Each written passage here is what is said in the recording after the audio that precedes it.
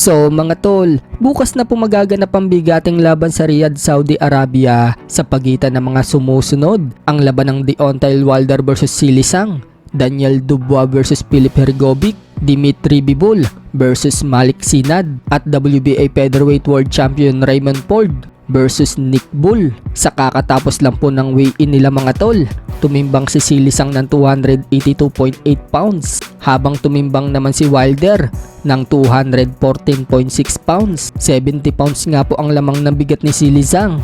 So mukhang nagpagaan itong si Wilder mga tol.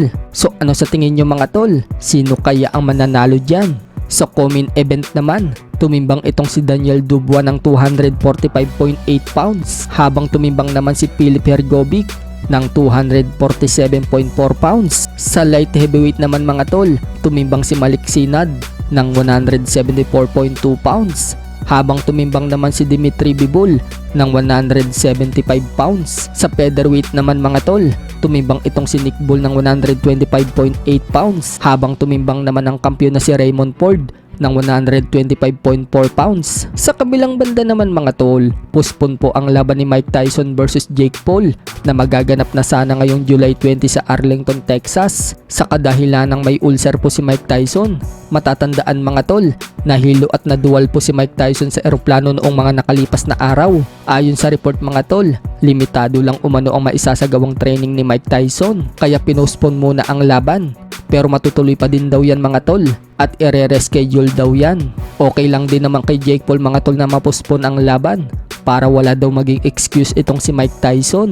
Alam daw niyang ayaw daw ng mga fans niya na harapin niya si Mike Tyson na hindi ito kondisyon. Ipinapangako nga po niya kapag nagkaharap na sila ni Mike Tyson, tatapusin daw niya ito. Sa ibang balita naman mga tol, alam na nga po ng karamihan na nasa US ngayon ang pambato natin sa super bantam na si Kar-Hamis Martin. At dahil nasa US siya ngayon, na-meet niya sa Mayweather Boxing Gym sina Rolly Romero at Cormel Moton at iba pang mga boxers. Mukhang doon po siya ngayon nagtitraining mga tol.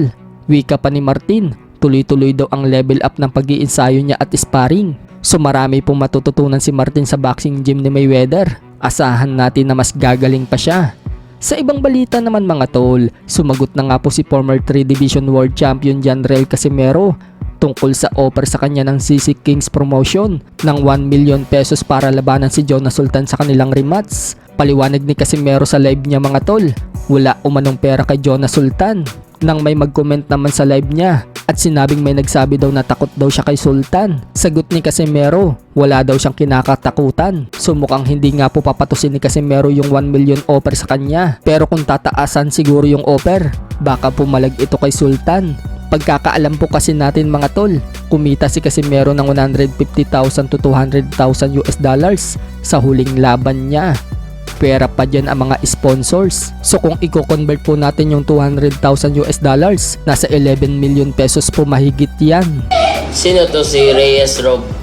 Sabi kanina sa live, Sultan versus Cuadro Alas. Abati ka. Walang pira yan. Tol tata, takot ka daw kay Abati ka. Si Cuadro Alas guys, walang kinatakutan. Tandaan niyo yan ha.